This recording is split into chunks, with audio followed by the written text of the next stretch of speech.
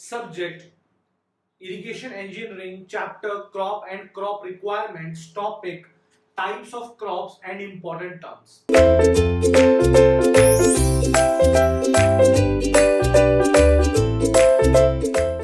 So now students, now let us understand, now we have started a new chapter, that is the crop and crop requirements. So the first topic is types of crops and important terms, right? So when you are designing a canal or when you are doing anything in the irrigation engineering, there are some terms which are frequently used. So what are those terms, what is the meaning of those terms, and what are the different types of crops that we are dealing with in irrigation engineering? All these things we are going to look in this chapter, that is the types of crops and important terms, right? So let me use another marker, right? Okay, now first of all let us discuss the types of crops. So broadly classifying, we have two types of crops, right? So crops we basically classify on the basis of season, that in which season they are actually sown and in which season they are actually harvested, right? So for example, this is your sown period, sowing, right?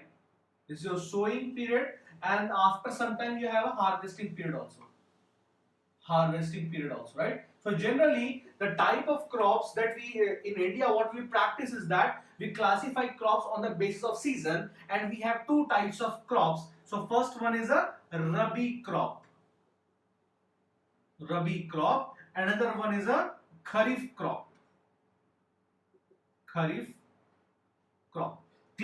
So first of all, let us discuss about the Kharif crop. Then I will talk about the Rabi crop, right? If you remember, in previous lecture, I gave you a term which is known as KAS. If you remember, KAS, right? K stands for Karnataka or Kashmir, whatever. A for administrative and S for services. So Karnataka administrative services or Kashmir administrative services. So A stands for April.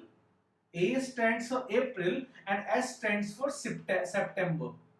Because in examination, these two topics are very important and very easy also. But what happens in examinations, the students, they forget that what was the Rabi, what was the Kharif crop. So what is there? I have made a small, you can say, trick. So K stands for Kharif.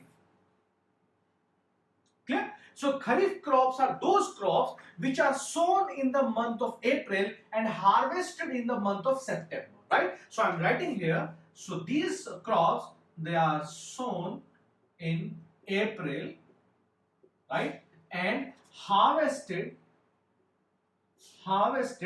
in September. There is another name given to Kharif crops. Kharif crops are also known as monsoon crops.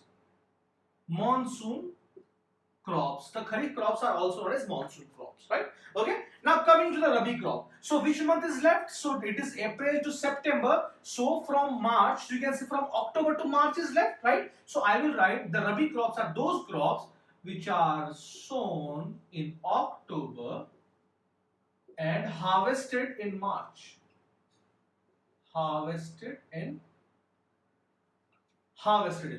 Right? These crops are also known as winter crops. The Rabi crops, right? The famous example of a Rabi crop is wheat. Let me do an example, also use another marker. Example. So example is wheat. The most famous example of a Rabi crop is wheat. We also have grams. We also have barley. We also have peas, etc. Many other examples are there, but the famous example being wheat, because wheat has been asked in examinations many times. That wheat is a type of Rabi crop or Kharif crop. The correct answer is Rabi crop. Okay.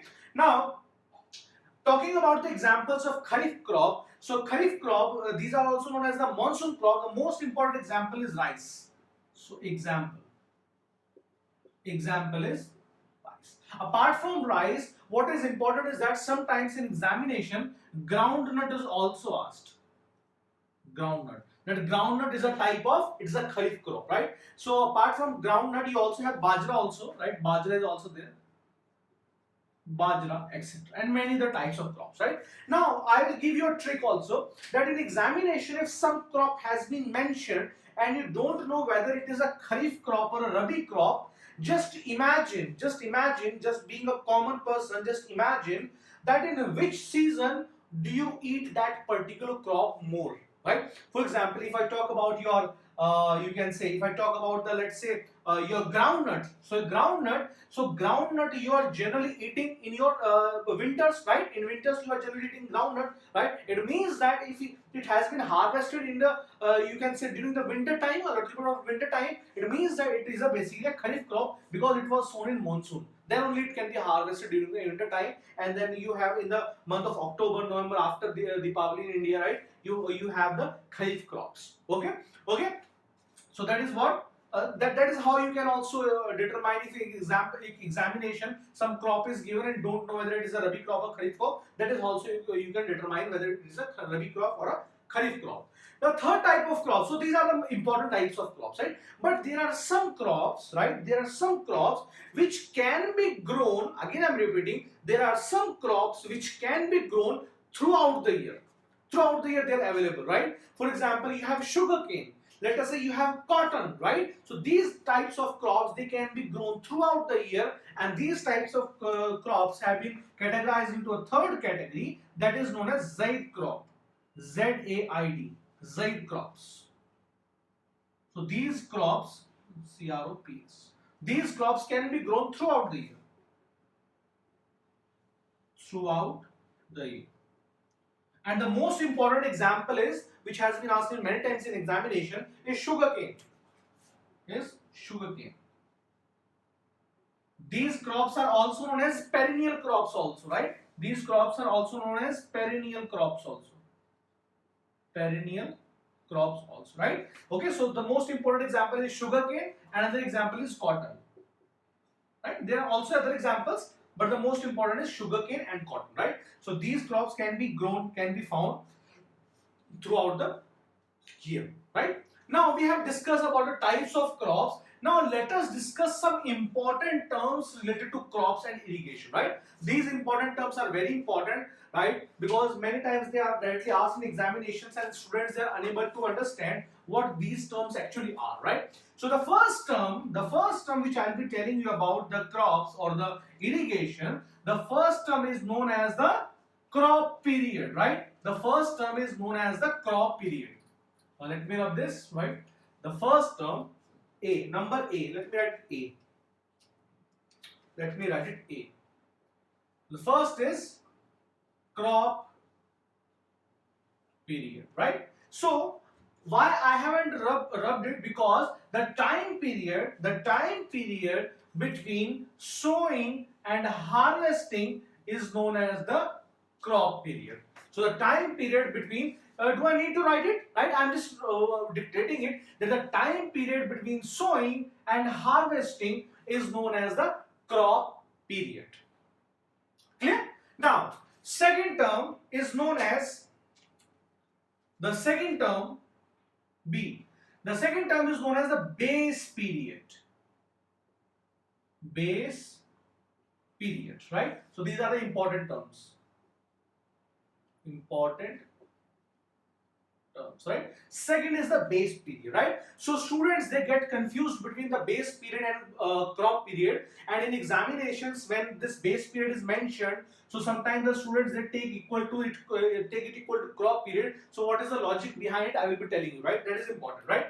So base period. Now I'm going to tell you one thing, that when you do irrigation, right? Let us say that you want to sow some crop. Now before sowing that crop, what we do is that you can say we provide some water to a particular land before sowing crop, right? So that it has some moisture content. We plow the particular land, right, to make it ready for the sowing of crops, right? Okay. So even before sowing, what we do is that we provide some water. We provide some water for irrigation, right?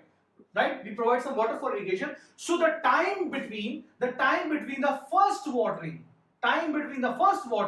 and before harvesting also, you must be providing some water before harvesting. For example, let us say that you have harvested your crop in the month of, let us say, September. So even in the month of August or August 10, you must have provided some irrigation water. So the time period between the first watering before sowing and the time period between the time period between the first watering before sowing to the time period of the last watering before harvesting. Last watering before harvesting is known as the base period, TB. This is known as the base period. This is your TC, crop period. This is known as the base period. Because this is important, that is why I am going to write it, because a lot of students, they get confused between crop period and base period, right? So base period is the time between, right? Time between first watering or first irrigation, you can also say first watering before sowing, right? Before sowing and last watering before harvesting, and last watering before harvesting is known as the base period. This is important, that first watering before sowing and last watering before harvesting. Yeah, so this is known as the base period. Now the question is, sir, which one is greater? Is the crop period greater or the base period greater? So dear students, it has been found that the crop period is a little bit higher side as compared to the base period. If you go to the exact value, so it has been found that the crop period, let us say it is TC, it is greater than TB by 10%, nearly 10%.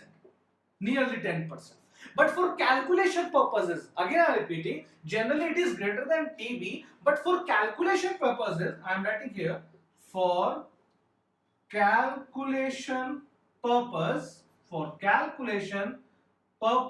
we generally take crop period is equals to base period.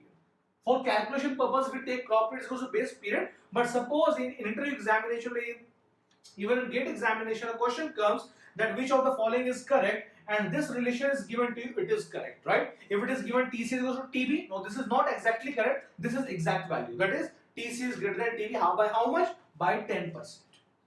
Clear? Now let's move to the next important term. Let me denote it with C. So C is known as the paleo irrigation. PALEO, paleo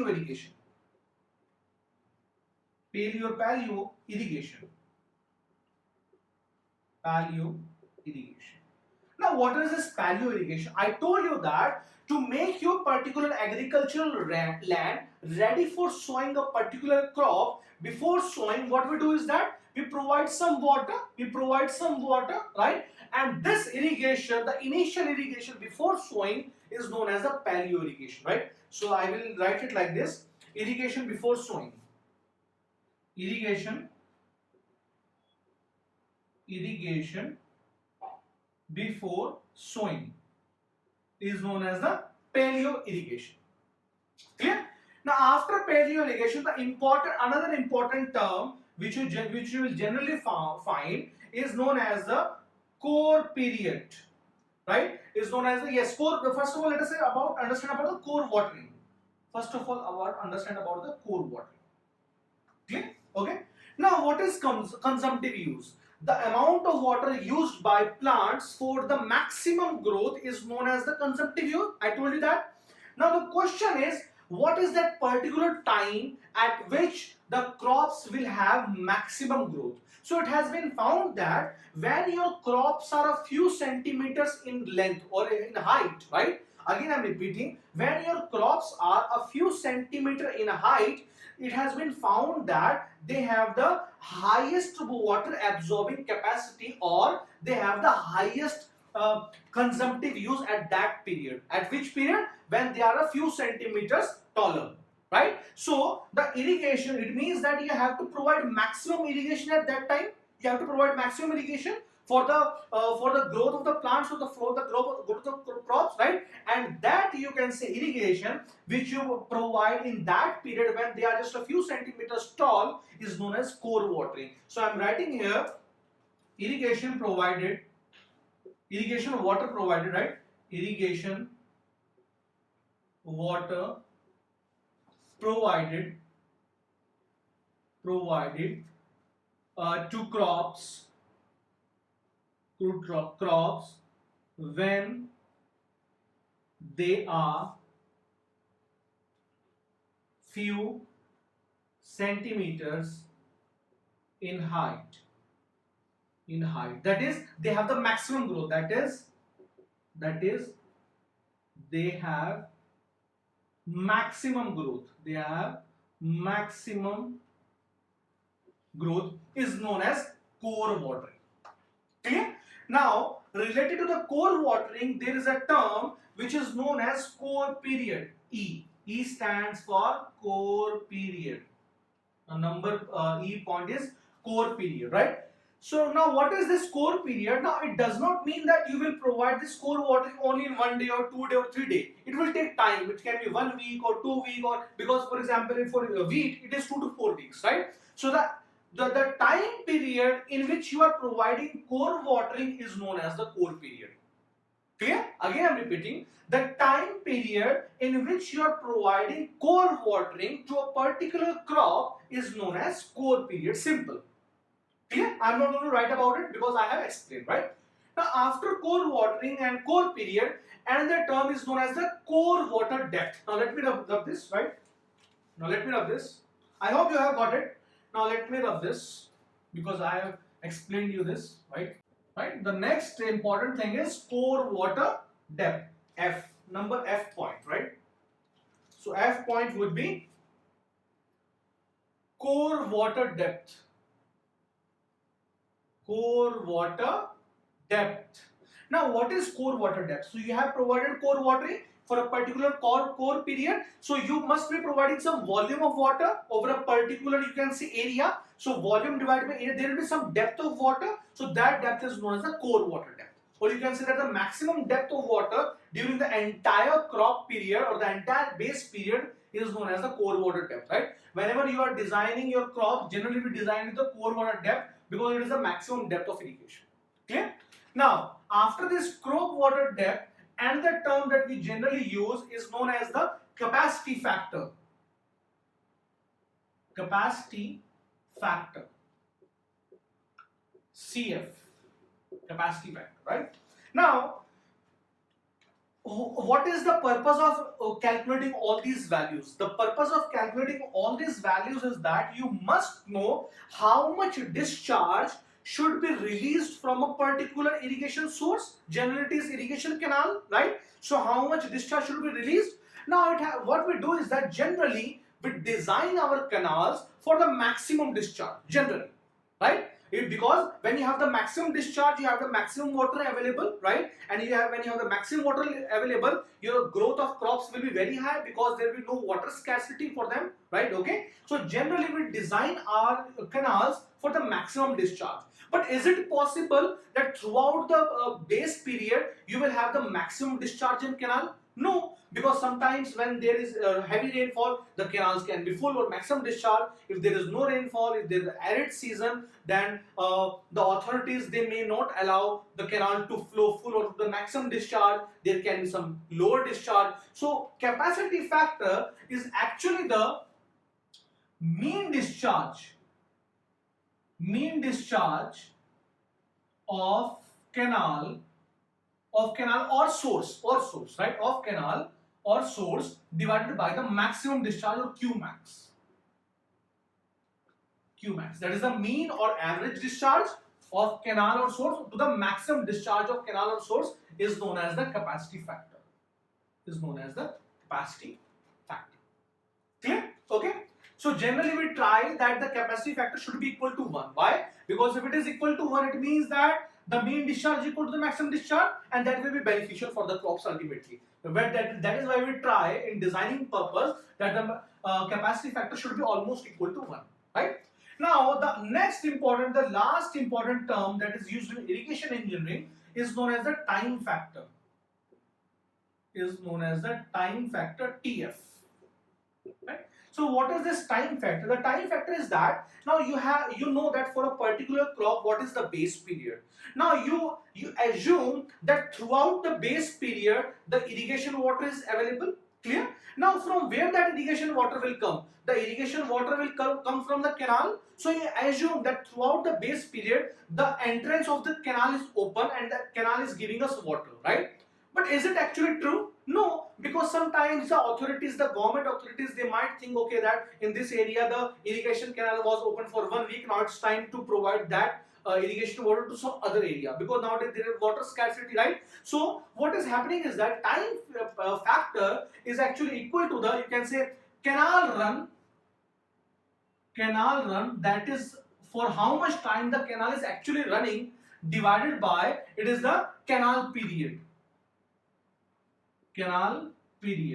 Or you can also say that the time, or you can say that time canal actually providing water,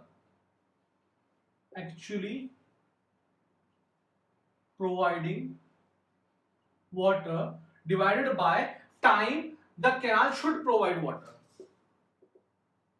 Time canal should provide water.